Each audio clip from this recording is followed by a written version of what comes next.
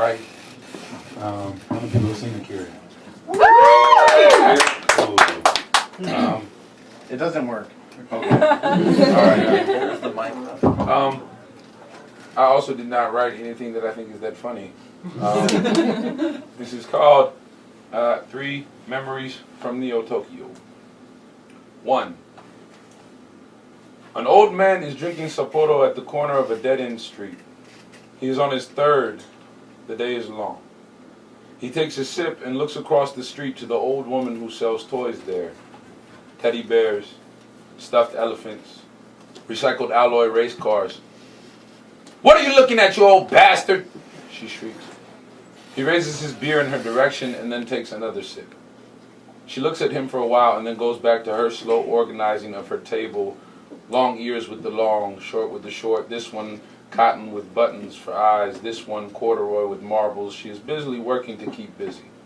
She does not allow herself to become completely still for more than 10 to 30 seconds. She sold nothing all day. As the old man raises the beer to his lips for what must be the 31st time, his ears perk up. Tires screech around the corner like screaming hawks, like drunken screaming hawks who just swallowed a rat, who just swallowed a plastic baggie full of crack rock. And then there is red. Red like a horror film in the 70s, red like a 7-year-old boy's gums. The red is a blur. The red is a rouged eyelid blinking REM cycles through the air. And everything on this cracked vein, stewing shit back street is frozen for a second. Everything becomes a gray pavement backdrop to the bright red skin of a hurricaning Coke can, and it doesn't make sense. None of it makes sense. And then it does.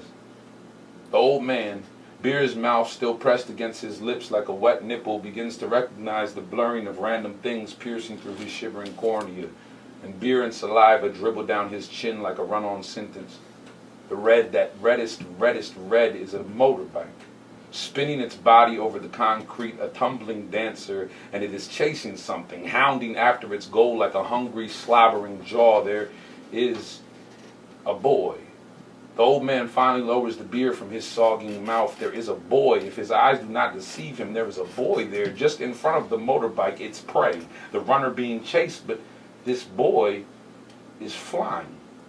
His feet do not touch earth. The boy there is flying, pushing through empty space like a spilling dream, and the old man knows that all this cannot be happening this slowly. That there is no way that blurring red bike churning up the street after a flying red-caped boy can be moving as slowly, as clearly defined as the whole image dreaming itself up before his eyes. He has the time to think this surreality of uncohesive awareness, and then they are past him. Once again, a scurrying tournament of red, black rubber scraping itself off the blacktop to grip angles around the corner at the end of the street. Before he can close his trembling mouth, the old man's eyes fall onto the old toy woman's back, who is still bustling slow around her table, trying to fix her small collection into something grand enough to, who knows, pull the non-existent children out of the crack crannies and crooks of this next to lifeless street, and he can't help but to burst into immediate laughter.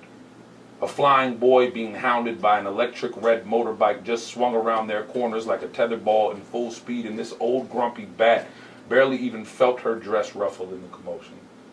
It was too much to be believed, too much to be resolved, and too much to be recollected. At the sound of his crinkly parchment throat hemorrhaging with uncontrollable mirth, the old toy woman turns and once again shrieks across the street. "You old bastard! What are you laughing at?" He raises his beer to her in salute, takes another sip, and promptly returns to his daily ritual of forgetting everything he has ever learned. 2. A lone mangled-mouthed mutt is pulling strips of loose flesh from a pile of well-ashed rubble. There is a wound-colored agony screaming itself across the sky. There is 2 crows atop a fallen lamppost fighting over someone's severed tongue. They will no longer be able to taste their favorite flavor or caress a brimming skin in the cool chills. The ground keeps rumbling, and every minute or so, something in the distance drums explosive into the air. The dust is everywhere. Each windshield, a pair of frost-coated glasses in midwinter, but this snow is smoke-colored.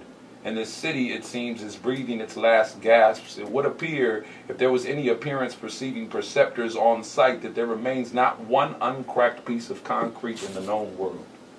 And what is that goddamn smell? like a burning anus, like a whole coliseum full of the vomiting of crackling carcass and man's coagulated fear. There is something very, very wrong here. 3. Tetsuo and Kaneda are playing together in a lonely alley around the corner from the orphanage. They are laughing like two little boys should laugh, 5 parts mischief, 1 part the desperation of having no real definition of home.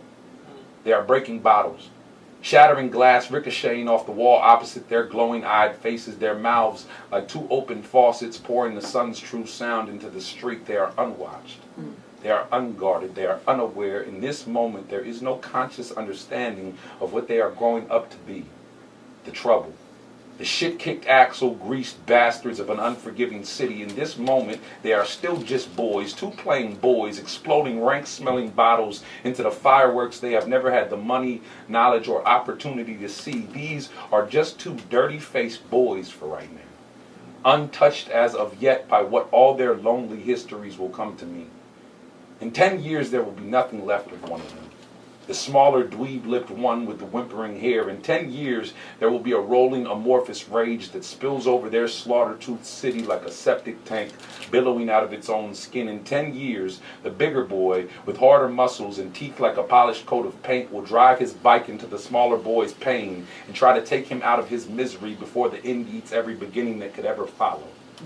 But for now, in just this moment, they are but 2 dirty-faced and sunlight-fleshed boys hurdling the fallen soldiers of guzzled complacency across an unwanted alley, to crash against brick and chipped color like the sound of their dreams at night. The orphanage is not their home in this moment. Neither even are their sweaty-gummed bodies. No, in this moment, the only home they know is their sticky-mouthed hands, and they themselves are the bottles, shooting through the air, forever seeking further and further away.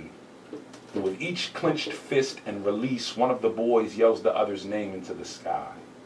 And it is a music so beautiful, the onlooking crows fly off so as not to be caught with tears in their feathers.